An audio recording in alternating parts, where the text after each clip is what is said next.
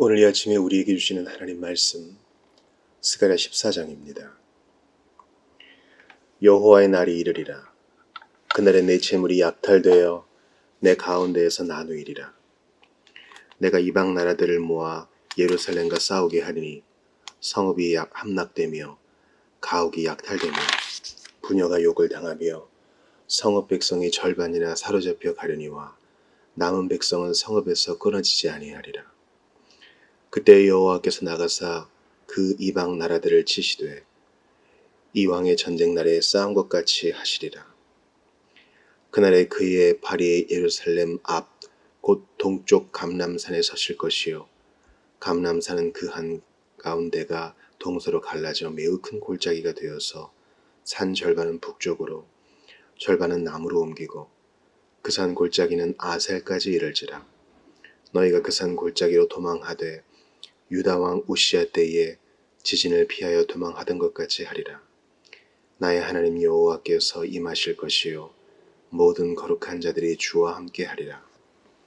그날에는 빛이 없겠고 광명한 것들이 떠날 것이라. 여호와께서 아시는 한 날이 있으리니 낮도 아니요 밤도 아니라 어두워 갈 때에 빛이 있으리로다.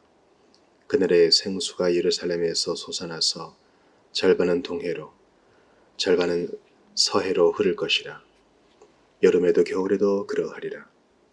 여호와께서 천하의 왕이 되시리니 그 날에는 여호와께서 홀로 한 분이실 것이요 그의 이름이 홀로 하나이실 것이라. 온 땅이 아라바같이 되되 게바에서 예루살렘 남쪽 림몬까지 이를 것이며 예루살렘이 높이 들려 그 본초에 있으리니 베냐민 문에서부터 첫 문 자리와 성 모퉁이 문까지 또 하나넬 망대에서부터 왕의 포도주 짜는 곳까지라. 사람이 그 가운데에 살며 다시는 저주가 있지 아니하리니 예루살렘이 평안히 서리로다. 예루살렘을 친 모든 백성에게 여호와께서 내리실 재앙은 이러하니 곧 섰을 때에 그들이 살이 썩으며 그들의 눈동자가 눈구멍 속에서 썩으며 그들의 혀가 입속에서 썩을 것이요 그날에 여호와께서 그들을 크게 요란하게 하시리니 피차 손으로 붙잡으며 피차 손을 들어 칠 것이며 유다도 예루살렘에서 싸우리니 이때에 사방에 있는 이방 나라들의 보화 곧 금, 은과 의복이 심히 많이 모여질 것이요 또 말과 노새와 낙타와 나귀와 그 진에 있는 모든 가축에게 미칠 재앙도 그 재앙과 같으리라. 예루살렘을 치러 왔던 이방 나라들 중에 남은 자가 해마다 올라와서 그 왕 만군의 여호와께 경배하며 초막절을 지킬 것이라. 땅에 있는 족속들 중에 그 왕 만군의 여호와께 경배하러 예루살렘에 올라오지 아니하는 자들에게는 비를 내리지 아니하실 것인즉 만일 애굽 족속이 올라오지 아니할 때에는 비 내림이 있지 아니하리니 여호와께서 초막절을 지키러 올라오지 아니하는 이방 나라들의 사람을 치시는 재앙을 그에게 내리실 것이라. 애굽 사람이나 이방 나라 사람이나 초막절을 지키러 올라오지 아니하는 자가 받을 벌이 그러하니라. 그날에는 말 방울에까지 여호와께 성결이라 기록될 것이라. 여호와의 전에 있는 모든 숯이 제단 앞 주발과 다름이 없을 것이니 예루살렘과 유다의 모든 솥이 만군의 여호와의 성물이 될 것인즉 제사 드리는 자가 와서 이 솥을 가져다가 그것으로 고기를 삶으리라. 그날에는 만군의 여호와의 전에 가나안 사람이 다시 있지 아니하리라. 아멘. 하나님의 말씀입니다. 하나님께 감사합니다.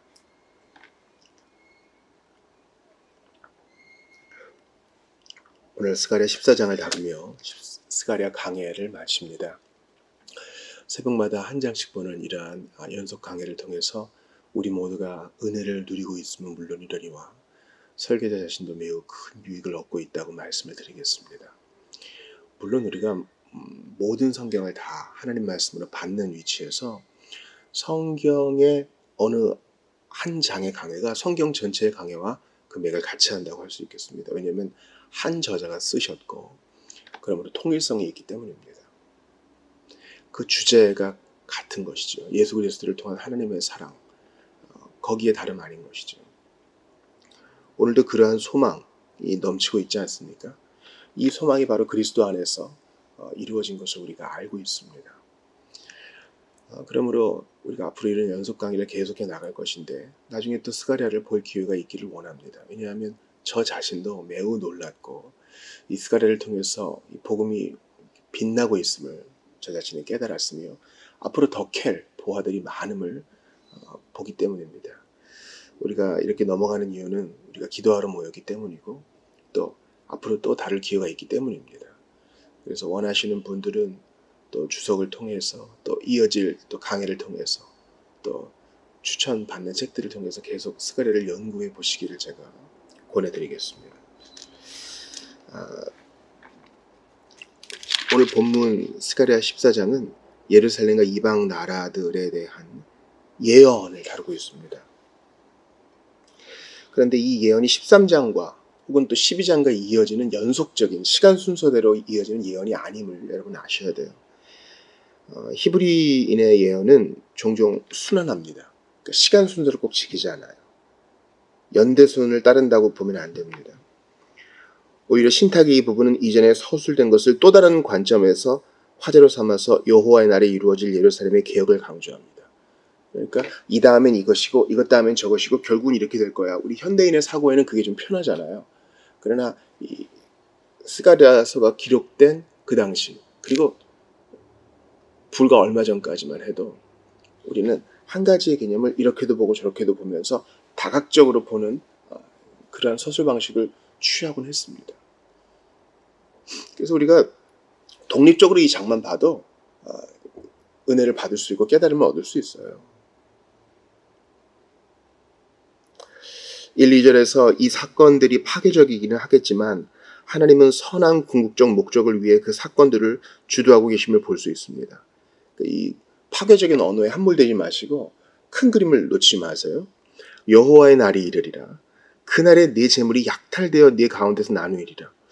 이게 과연 소망의 말씀이라 할 수 있는가? 그러니까 여기서 이 또 너희는 바로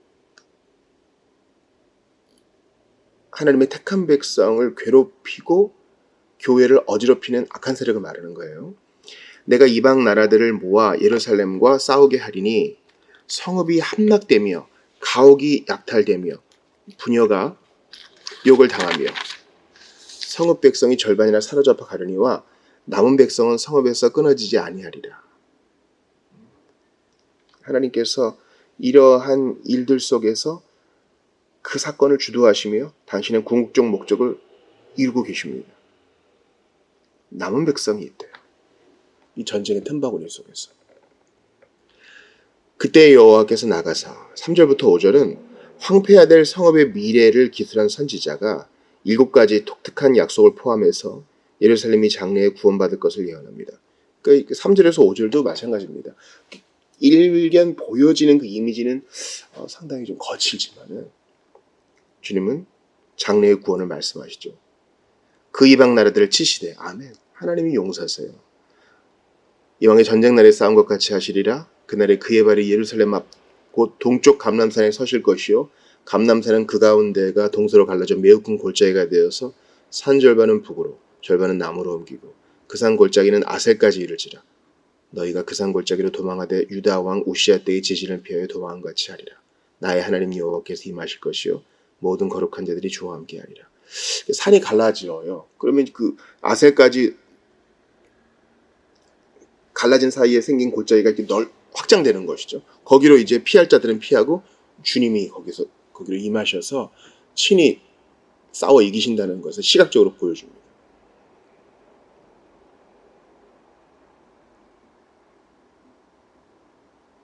여러분 우리가요 종말에 대해 말씀하시는 분들을 새겨들을 필요가 있어요. 분별해서 들어야 된다는 거죠. 전쟁이 있을 것이다. 이런 난리가 있을 것이다. 이런 소요가 있을 것이다.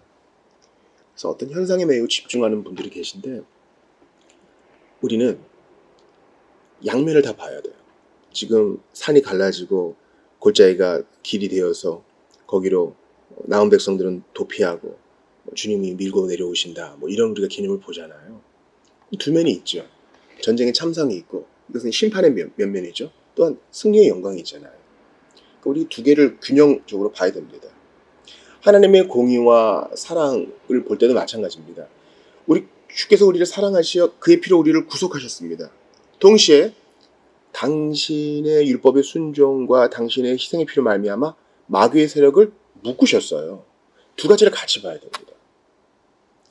그리스도께서는 그의 보혈로 나의 모든 죄값을 완전히 치르고 그 다음 나를 마귀의 모든 권세에서 해방하셨습니다. 두 가지가 같이 가야 돼요.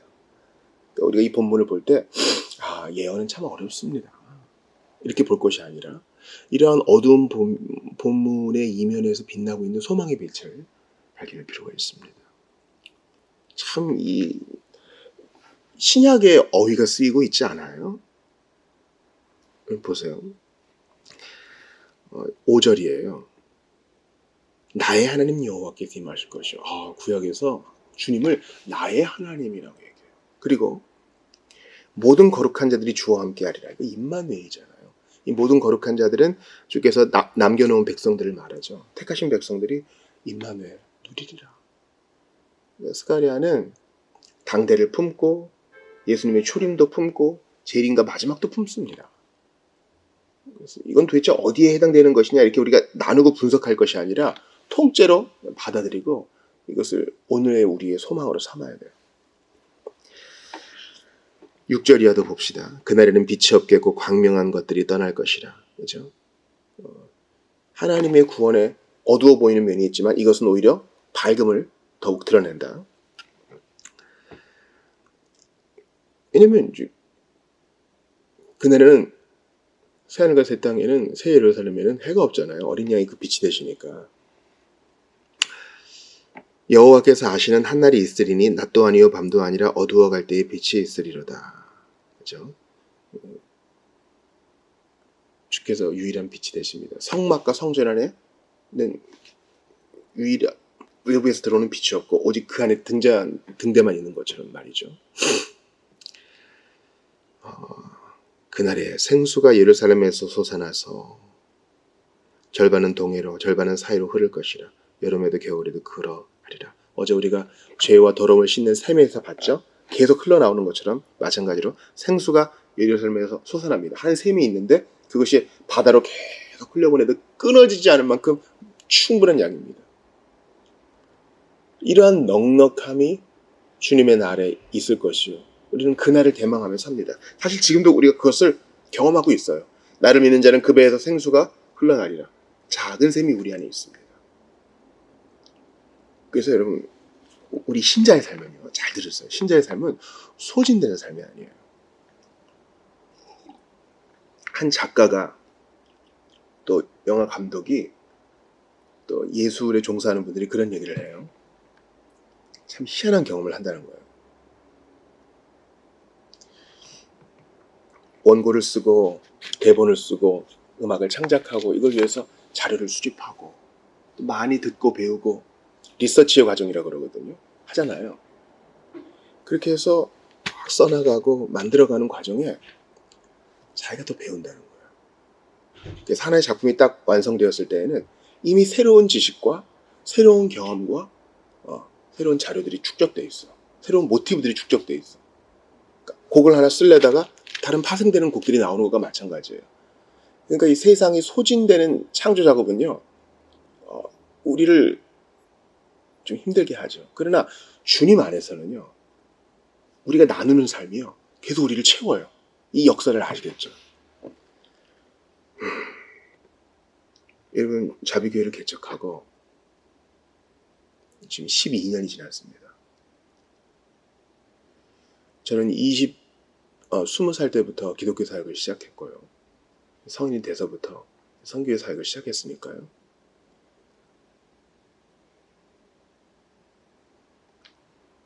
부교육제 생활까지 시작하면요, 그보다 훨씬 20년이 넘는 시간입니다.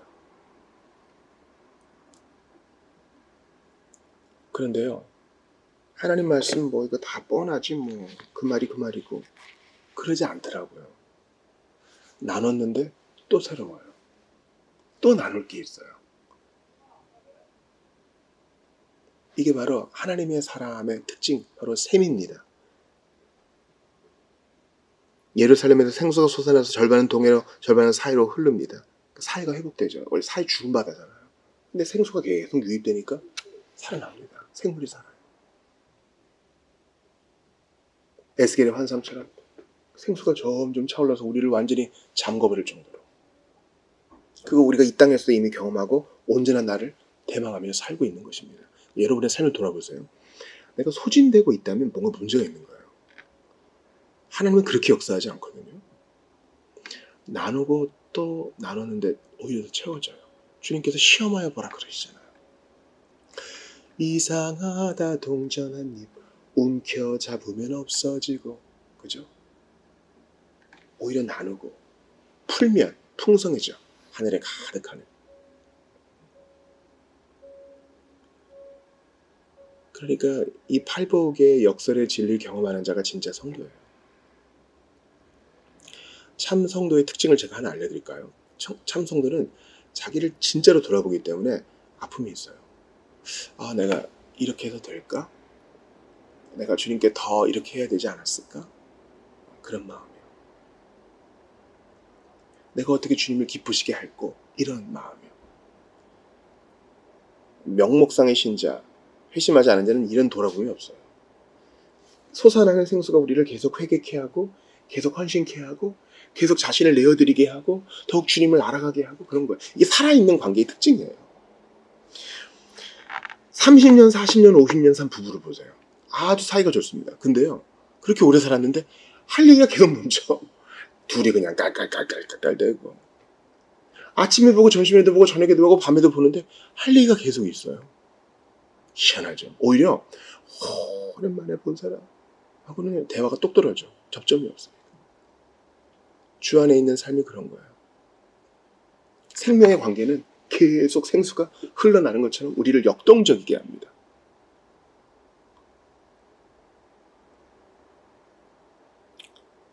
한 분이 그랬대요.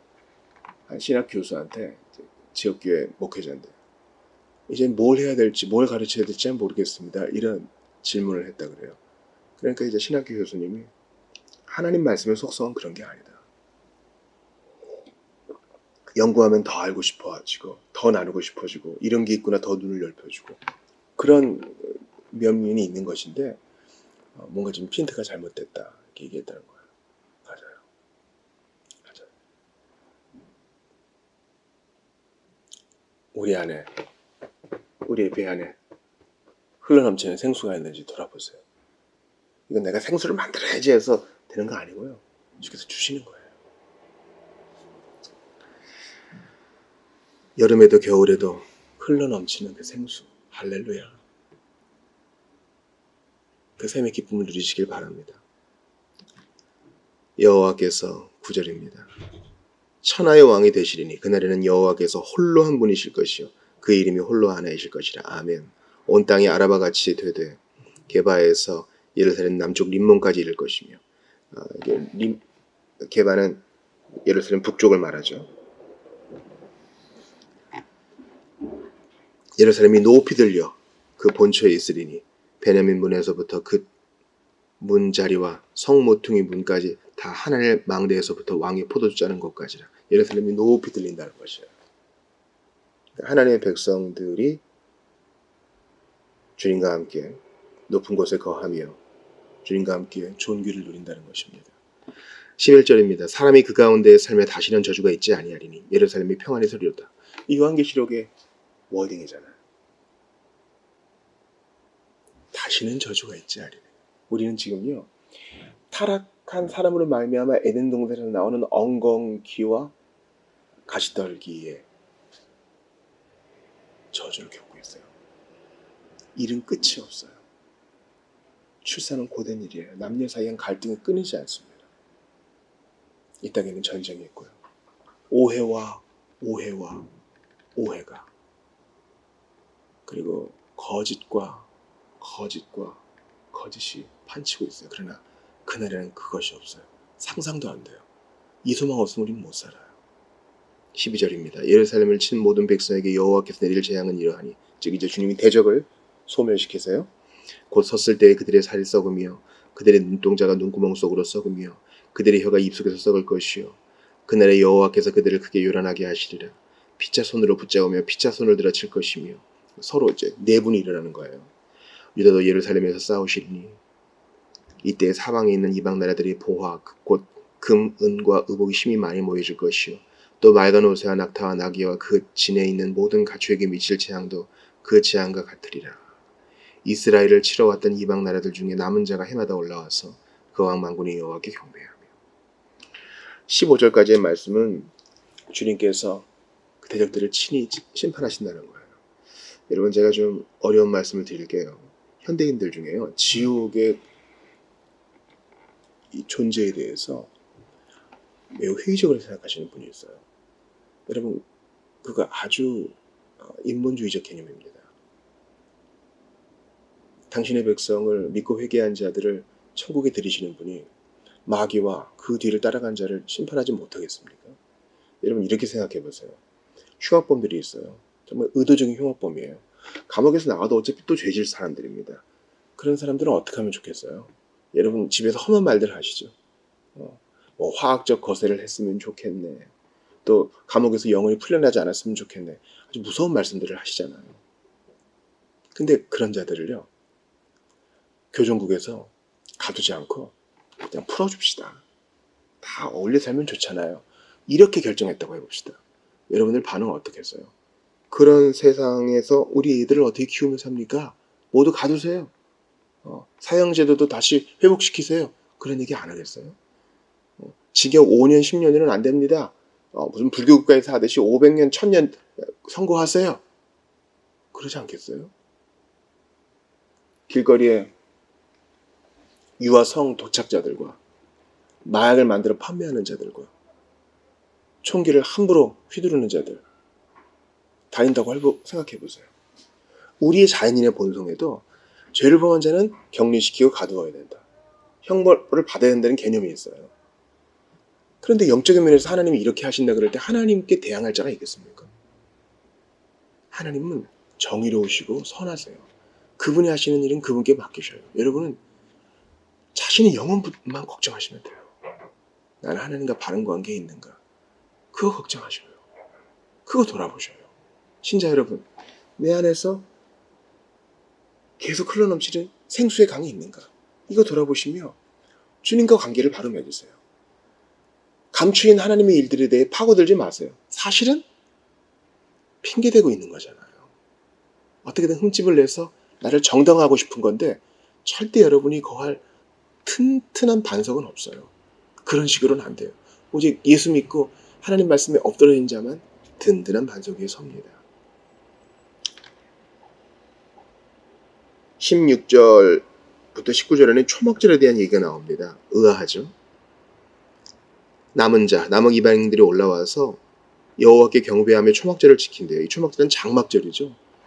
이 광야 시절을 출애굽한 이스라엘 백성들이 광야에서 유랑하던 때를 기억하면서 1년에 이제 이스라엘 남자들은 3번 중에 1번 이 초막절을 지켜야 됩니다.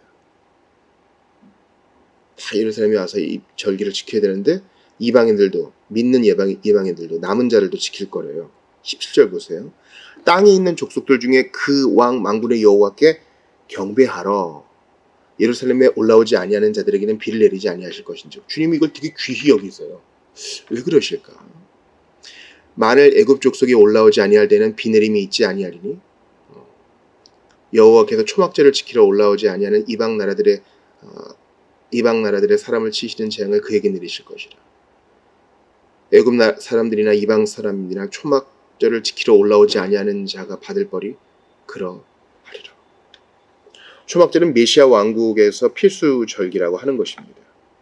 초막절은 여러 나라가 주님께로 특히 그들 가운데 있는 그분의 성막으로 모이는 것을 기념하는 절기입니다. 장막을 쳐요. 장막을 치면서 그 절기를 지킵니다. 우리 백성들이 그러했지. 우리 조상들이 그러했지. 그리고 그 장막은요. 주님이 치신 거예요. 말씀이 육신이 되어 우리 가운데 거하시매라는 말의 헬라어 본뜻은 주께서 우리 가운데 오셔서 장막을 치셨다 이 말이에요. 이건 거대한 집을 지으신 게 아니에요. 내가 다윗의 장막을 새롭게 하신다 그랬지 다윗의 왕궁과 다윗이 나를 위해 지은 그 위대한 성전 가운데 거하게 하지 않으셨어요. 내가 다윗의 장막을 회복시키겠다고 하셨습니다. 그러니까 우리가 장막을 치면서 이 땅에 장막을 치시러 오신 예수님을 기억하며 그 가운데 거한 주님의 쉐키나의 영광을 보는 거예요. 우리의 예배 환경을 보세요. 우리는 정말 장막을 치는 것 같은 열악한 곳에서 모인다고도 할 수 있어요. 이보다 더 못한 곳도 있지만 세상의 의리한 것에 비교할 수 없죠. 그래도 주님이 거기 계시니까 감사한 거예요. 장막제를 지키기 위해, 초막제를 지키기 위해 올라옵니다. 예루살렘은 위에 있으니까요. 주님을 예배하는 것이죠. 그리고 겸손히 장막에 거합니다. 이게 하나님 나라 백성의 특징이에요. 겸손히 예수님처럼, 이 땅에 오셔서 장막을 치신 예수님처럼 겸손히 거하는 거예요. 아, 무슨 장막이야? 난 이런 거 필요 없고 벽돌 가져와, 진흙 가져와, 모르타르 가져와, 바벨탑처럼 한번 성가대를 쌓아보자. 이런 자들은 새 예루살렘 백성 아닙니다. 여러분, 우리 주위를 이렇게 둘러보세요. 혹시 여러분 마음 가운데 나 저 사람들만큼은 좀 살아야 되겠어. 집도 좀 짓고, 집 짓는 게 나쁜 건 아니에요. 근데 세상 사람들의 관점에 온전히 그냥 홀딱 빠져가지고 그게 내 삶의 이유가 되는 거죠. 그 정도는 살아봐야 되지 않겠어? 예수 믿는 건 믿는 거고 난 한번 떵떵대면 살아봐야 되겠어. 이러면 뭔가 문제가 있어요. 겸손히 거하세요. 하나님이 부하게 하시면 교만하지 말고 그 부를 나누시고요. 하나님이 여러분을 있는 그대로 비천하게 하시면 거기서 찬송하세요. 높은 산이 거친 들이 조막이나 궁궐이나 내 주 예수 모신 곳이 그 어디나 하늘나라.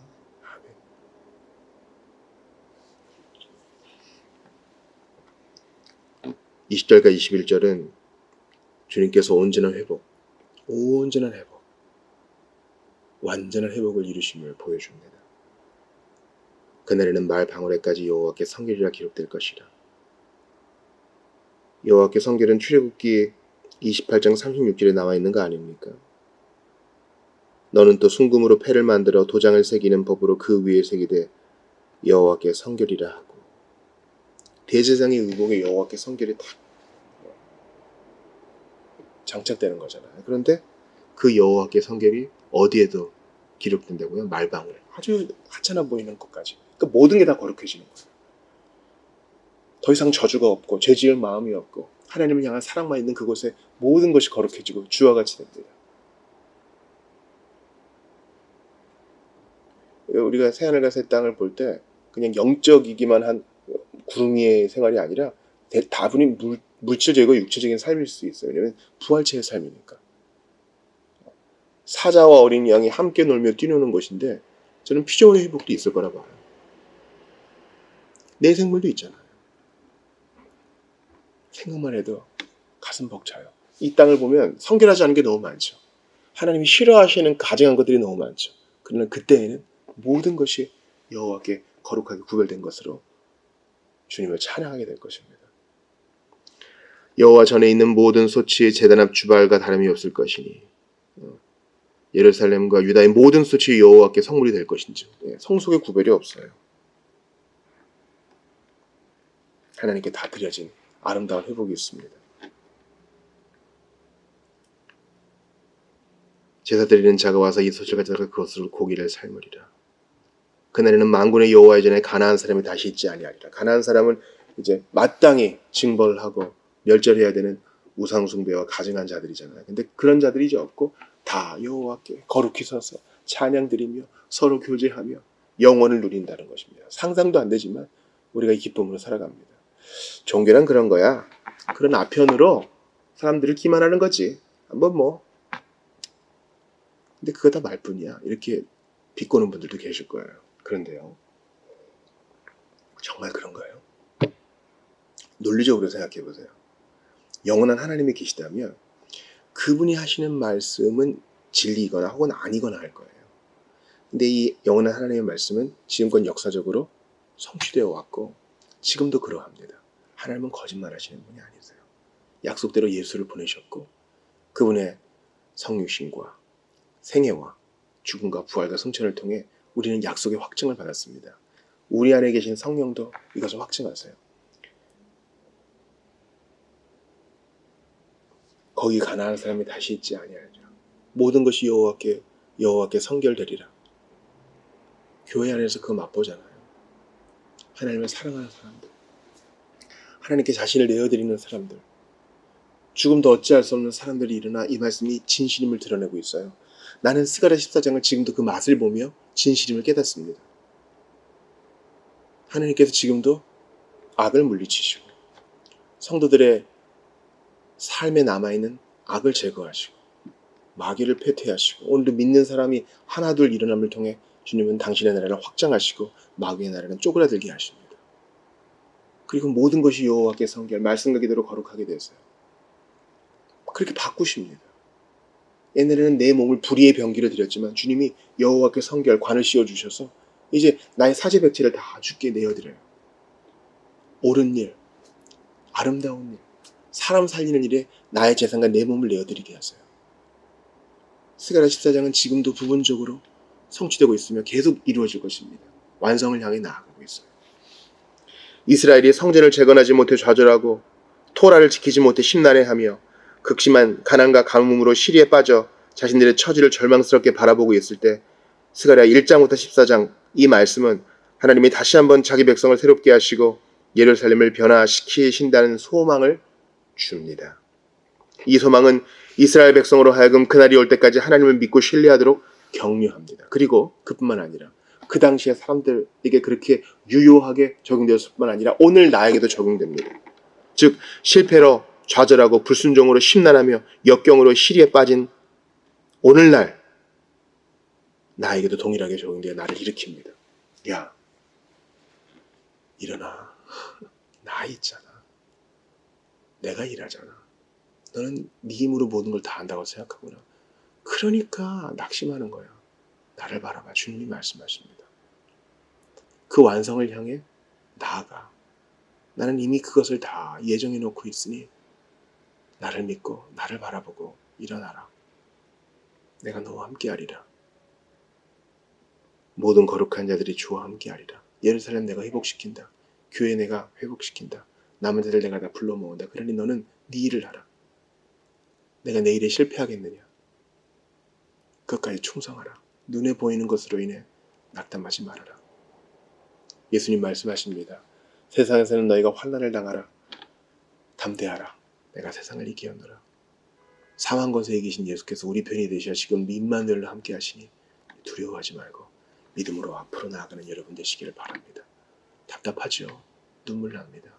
그러나 우리 안에서 생수의 강으로 역사하시는 성령 계시니 나누어 줘도 오히려 채우지 그 역사의 은혜를 맛보면서 예수님 바라보며 그 뒤를 따라가시는 여러분 되시기를 하던 일 계속하시고 말씀과 기도로 교회를 세워나가시기를 주의 이름으로 축원합니다.